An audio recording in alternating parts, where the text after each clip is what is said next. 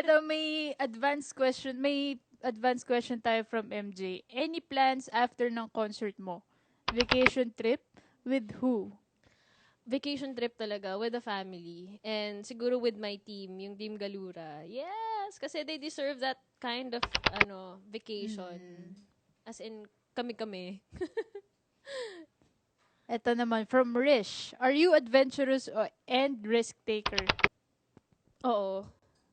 Meron akong ganun. Yun, risk taker ako dahil ginawa ko yung sa pupil. Hindi, meron talaga akong yung ganun. For example, yung album, yung synthesis, may mga times na parang feeling ko hindi siya worth ipaglaban or worth i-release. Pero alam mo yun, parang kapag kami nararamdaman ka na something na gusto mo lang ilabas, regardless of magiging successful siya or hindi, talagang paglalaban ko siya eh. And thankfully, naging maayos lahat. Dahil nag-risk ako. Ito from Abby CD. Ate Glay, may hidden talent ka ba? Sabi ko na sa kanila yun na parang lahat yata ng talent ko na ilabas ko na. So, wala na akong matatago. Eto, wait.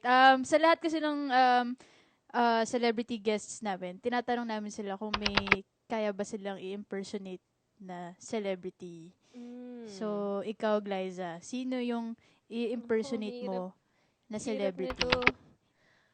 Ah, local or Kahit ano, kahit ano. international? Um, like, I don't know. Um, who's this artist? Like, sino ba to? Hindi ko alam pero mahilig lang ako. Um, mga kapuso, kapamilya, at mga kapatid, katropa. Magandang gabi po sa inyong lahat. Wala na ako sa... Sorry. Sorry, fail yun, fail yun. Wag. Hindi ako marunong. Okay. Okay, ito. Comment from Je. Three things na hindi pwedeng mawala sa bag mo.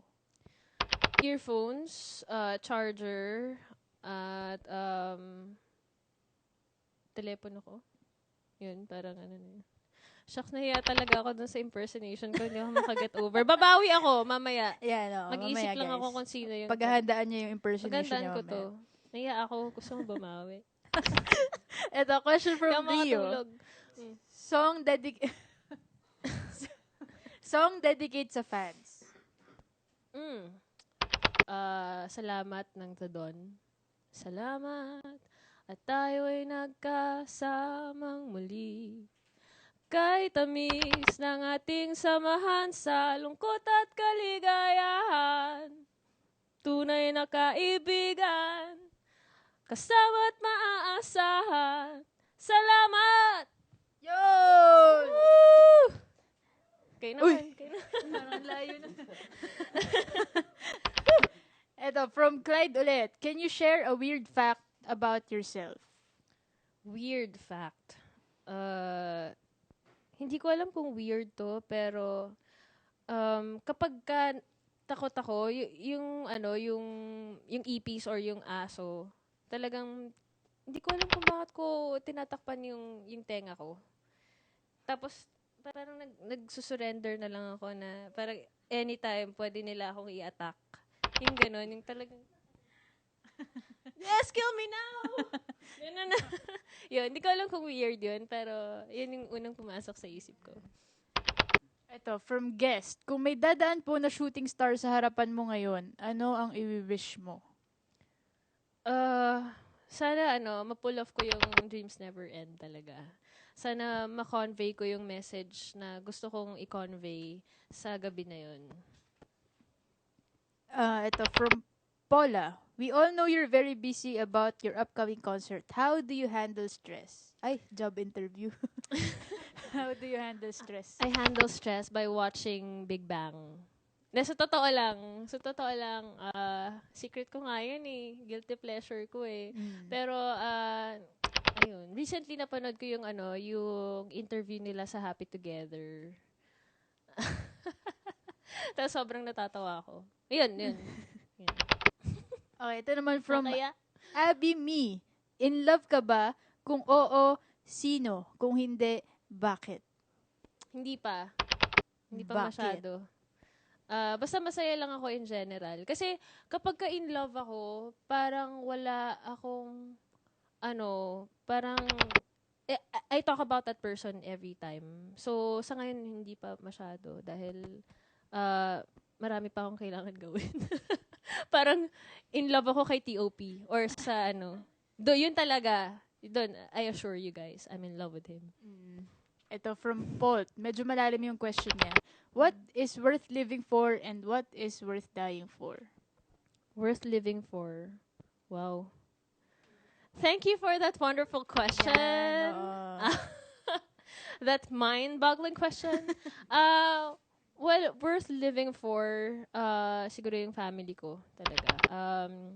Ever since naman nag-start ako, may mga bagay din akong sinakripisyo dahil kailangan kong gawin yung kailangan kong gawin para sa pamilya.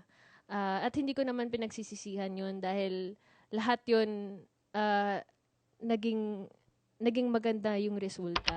At never din nila akong pinabayaan sa journey ko, sa pag-artista ko, sa music ko.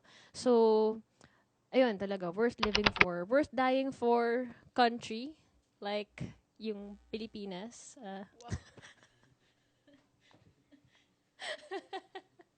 Sino ba nagsabi nun? Ninoy. Ninoy Aquino. Sabi nga ni Ninoy Aquino, the Filipinos are worth dying for. So, I believe in him. Sa totoo lang. Ito, seryosong usapan to. Medyo, kasi, nakakalimutan na natin yung culture natin. Masyado na tayong, parang ever since kasi, hindi natin masyadong nape-preserve yung identity natin. And that's what I like most about Japanese. Kasi sobrang preserve nila or Koreans. Kasi, in a way, nakakainggit din na, talagang, may system sila at hindi nila pinapabayaan yung kultura nila. 'Di ba? Ngayon parang masyado na tayong influenced by other things. So, ayun, sana bumalik din like sa OPM, ganyan, sa mga Filipino movies, sa mga bayani natin, 'di ba? Fight. Yan. Tama. Ito naman from Bidimpled Aryan. What's your pet peeve?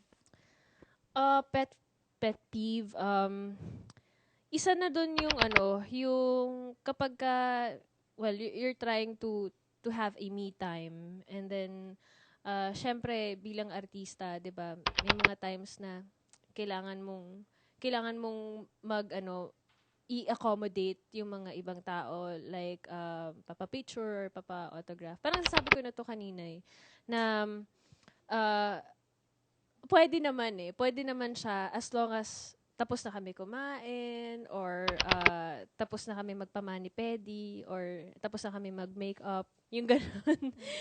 Yung parang tamang timing lang naman talaga. Kumbaga, hindi naman sa hindi pwede. Pero, nasa lugar lang. Yung ganun. Okay guys, before we continue, magkakaroon ulit tayo ng short break. Tapos, pagbalik natin, marami pa kayong dapat abangan. Kaya dyan lang kayo guys. Babalik Dyan lang kayo. pa ang Mixed Live Chat with Glyza De Castro. Agandaan ko yung impersonation. Talaga. Yan, oo.